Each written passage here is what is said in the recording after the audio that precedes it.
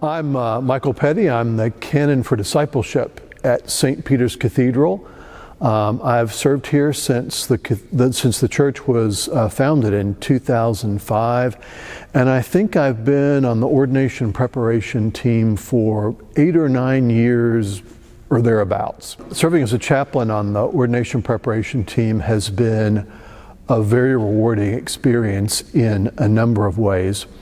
One of the ways that I think it's been really rewarding is to watch as folks start out as postulants, and then after a while they become your colleagues.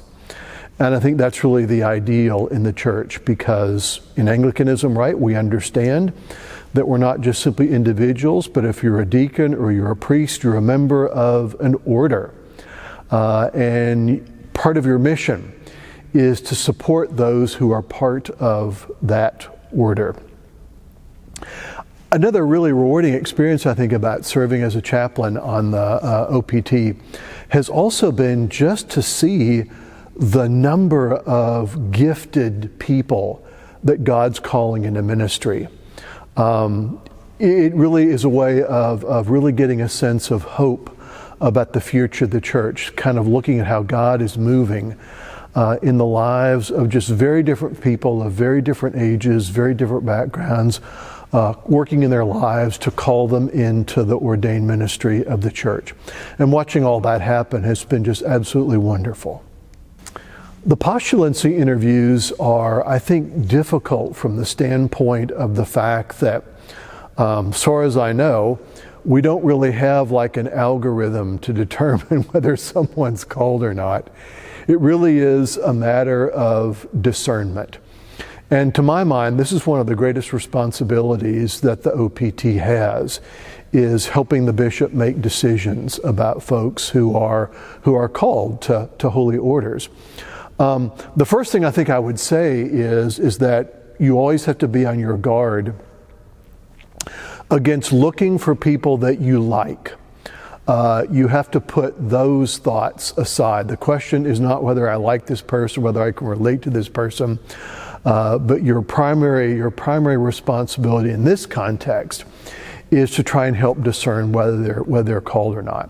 And I think you can look at a number of things. I think that one thing that's really important is getting a sense of that person's sense of their own self. Calling is something which affects the whole of a person, and so I think you'll want to look at that. I think you'll also want to look at how they talk about their own relationship with God and their own role in the church. Is that something which energizes them? Is that something about which they show a great deal of excitement? Is that something which they find absolutely compelling? I think those are important things to look at. I think another thing that's really important to sort of take into consideration is, does this person seem to be the kind of person who is open to learning, open to criticism, open to evaluation? Are they open to the voice of the church speaking into their lives? Are they open to the voice of God speaking into their lives?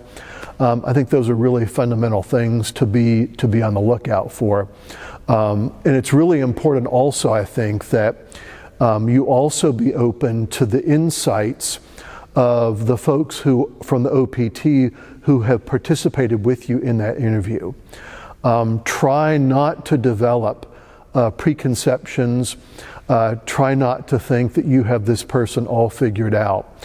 Do form impressions, but also be very, very open to listening to the impressions and suggestions of those who've participated with you in that interview. The canonical examination, the oral part, can be really anxiety producing. And so I think one of the really most important things that you'll want to do there, especially if you're the facilitator, is you'll want to try to do everything you can to put that person at their ease. Reminding them of the purpose of the exam, that it's not they're not taking the GRE or they're not taking the LSAT or something like that, but rather the purpose of this exam is diagnostic. It's to help the OPT be aware of both strengths and weaknesses that can be remediated later on. I think it's also really important to let the person that you're examining know that this is a group of brothers and sisters who are working with you to help you fulfill God's call on their life. So I think that's a really important de-stressor. Also, interjecting humor wherever possible is always welcome, so that can be a great thing too. To my mind, a really important thing in doing the canonical examinations, and this may be self-evident, but I want to emphasize it, is reading every word this person has written. Making sure that you're familiar with the way they've responded to the questions, that as you've read their responses, you've made notes. I think it's really important to, if you have a question about something, making a note of that, and then following up with them in the oral interview.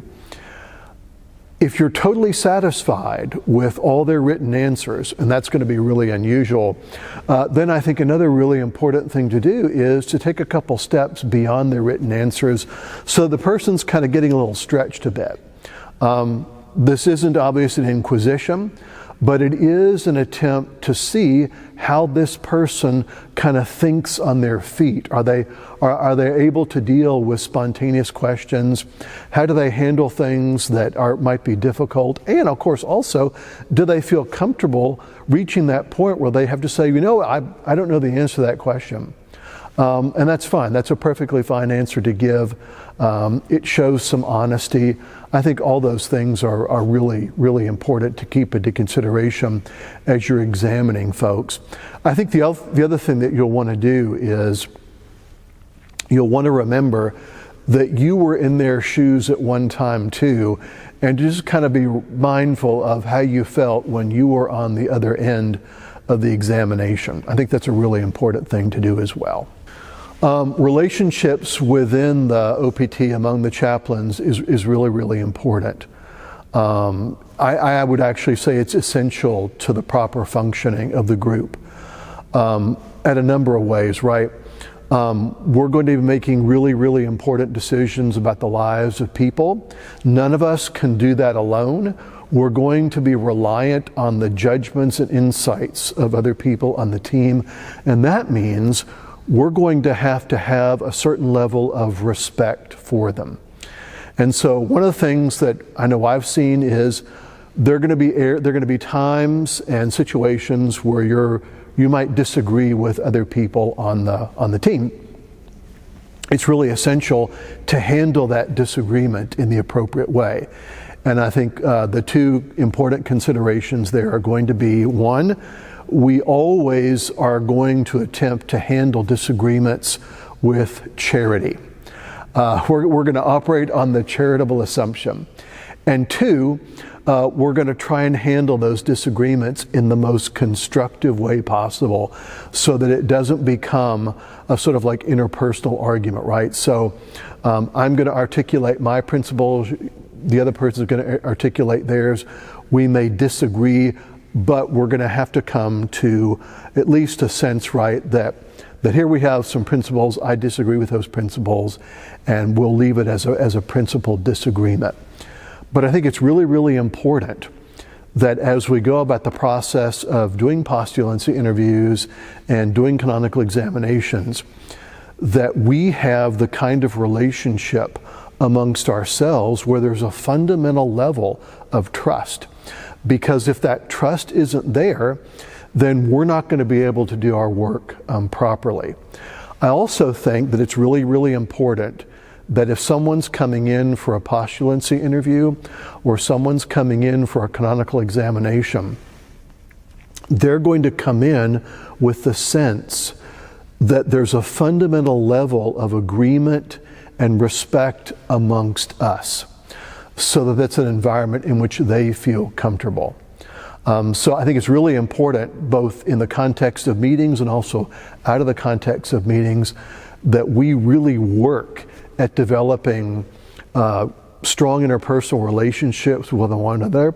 We understand where everybody on the team is coming from, and we arrive at least a respect and honoring of judgments that we may even disagree with.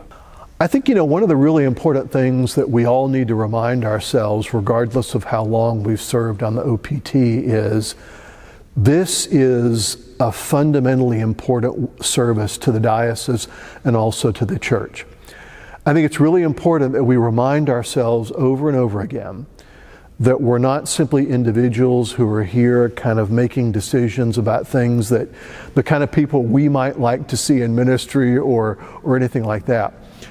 As members of the OPT, we're fundamentally servants of the bishop and therefore servants of the diocese. And I think that part of what that means is it means that we're in constant prayer that the Holy Spirit is going to guide us and prompt us in that service. And therefore, right, our work needs to be characterized by a profound mark and measure of humility. Humility in the face of God, humility in the face of the bishop, and also humility in the face of one another as we seek to fulfill God's will for the Gulf Atlantic Diocese and as we seek to serve our bishop in that capacity.